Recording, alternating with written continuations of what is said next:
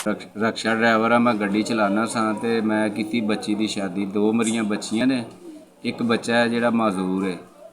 तो बच्ची की शादी की है तो शादी के उत्ते मैं तकरीबन 30,000 रुपया करजा चुकया है। तो जिहड़ा मैं उस तो बाद मैं हो गया बीमार, मैंने सेड़े चुके तो बीमारी की वजह ने मैं वो अदा नहीं कर सकिया। तो सूद पै के तकरीबन 30,000 का 60,000 रुपया बन चुका है। 1000 रुपया सूद किसी कोलों लिया सी ते ओहदा 3 महीने तो वो 60,000 हो ਗਿਆ ਤੇ ਅਸੀਂ ਮਹੱਲੇ ਵਾਲਿਆਂ ਨੂੰ ਨਾਲ ਖੜ ਕੇ ਭੈਣਾਂ ਭਰਾਵਾਂ ਨੂੰ ਨਾਲ ਖੜ ਕੇ ਉਹਨਾਂ ਦੇ ਨਾਲ ਹੱਥ ਹੁੱਥ ਜੋੜ ਕੇ ਮਿਹਨਤ ਸਮਾਜਤ ਕਰਕੇ ਉਹਨਾਂ ਨੂੰ ਤਰਲਾ ਮਿੰਤ ਪਾ ਕੇ ਗੱਲ ਕੀਤੀ ਹੈ ਕਿ ਤੁਹਾਡੀ ਮਿਹਰਬਾਨੀ ਹੈ ਭਾਣ ਸਾਡੀ ਇਹ ਸੂਦ ਤੋਂ ਜਿਹੜੀ ਇਹਨਾਂ ਰਕਮ ਸਾਨੂੰ ਮਾਫ ਕੀਤੀ ਜਾਵੇ।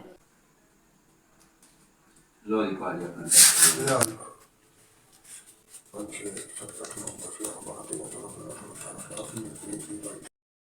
ਭਾਜੀ ਉਹਨਾਂ ਨੂੰ ਮੈਂ 30,000 ਰੁਪਇਆ ਦਿੱਤਾ ਸੀ ਸੂਦ 'ਤੇ। ਇਹਨਾਂ ਰਕਮ ਹੋ ਗਈ 60,000 ਰੁਪਇਆ। ਇਹਨਾਂ ਮੈਨੂੰ ਅਸਲ ਰਕਮ ਦੇ ਦਿੱਤੀ ਹੈ ਅਤੇ ਦੂਜੀ ਰਕਮ ਇਹਨਾਂ ਨੂੰ ਮਾਫ ਕਰ ਛੱਡੀ ਹੈ। ਅਤੇ ਇਨਸ਼ਾਅੱਲਾ ਤੁਹਾਡੀ ਵੀ ਮਿਹਰਬਾਨੀ ਅਤੇ ਇਹਨਾਂ ਦੀ ਵੀ ਮਿਹਰਬਾਨੀ ਜਿਹਨਾਂ ਮੈਨੂੰ ਰਕਮ ਦੇ ਛੱਡੀ ਹੈ। SBS ਤੁਹਾਡਾ ਬਹੁਤ ਬਹੁਤ ਸ਼ੁਕਰੀਆ।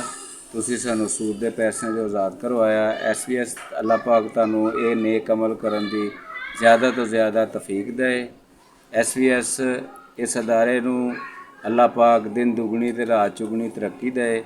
SBS ਨੂੰ ਅੱਲਾਹ ਪਾਕ ਹਮੇਸ਼ਾ ਕਾਇਮ ਔਰ ਦਾਇਮ ਰੱਖੇ ਤਾਂ ਕਿ ਆਪਣੇ ਇਸ ਨੇਕ ਅਮਲ ਨੂੰ ਲੈ ਕੇ ਚੱਲੇ ਨੇ ਔਰ ਅੱਲਾਹ ਪਾਕ ਇਹਨਾਂ 'ਤੇ ਆਪਣਾ ਖਸੂਸੀ ਰਹਿਮਤ ਔਰ ਖਸੂਸੀ ਖਜ਼ਾਨਿਆਂ ਦੇ ਵਿੱਚੋਂ ਮਦਦ ਫਰਮਾਏ ਤਾਂ ਕਿ ਇਹ ਮਾੜੇ ਗਰੀਬਾਂ ਲੋਕਾਂ ਦੀ ਮਦਦ ਕਰਦੇ ਰਹਿਣ।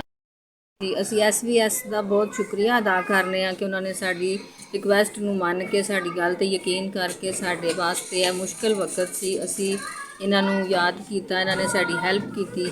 ਅਸੀਂ ਇਹਨਾਂ ਦੇ ਤਹਿ ਦਿਲ ਤੇ ਨਾਲ ਸ਼ੁਕਰਗੁਜ਼ਾਰ ਹਾਂ। ਅੱਲਾਹ ਪਾਕ ਇਹਨਾਂ ਦੇ ਇਸ ਅਦਾਰੇ ਨੂੰ ਇਸ ਮਿਸ਼ਨ ਨੂੰ ਹਮੇਸ਼ਾ ਚੱਲਦਾ ਰੱਖੇ ਔਰ ਇਸ ਗੱਲ ਨੂੰ ਅੱਲਾਹ ਪਾਕ ਇਹਨਾਂ ਦੀ ਨੂੰ ਜਜ਼ਾ ਦੇਵੇ ਤੇ ਸਾਡੇ ਵਾਸਤੇ ਸਾਡੇ ਜੇ ਮਾੜੇ ਵਾਸਤੇ ਲੋਕਾਂ ਵਾਸਤੇ ਜਿਹੜੀ ਖਿਦਮਤ ਹੈ ਨਾ ਜਾਂ ਸਾਡੀ ਮਦਦ ਹੈ ਉਹ ਕਰਦੇ ਰਹਿਣ। ਇਹਨਾਂ ਨੂੰ ਅੱਲਾਹ ਪਾਕ ਇਸ ਗੱਲ ਦਾ SBS ਵਾਲਿਆਂ ਨੂੰ ਅੱਲਾਹ ਪਾਕ ਇਸ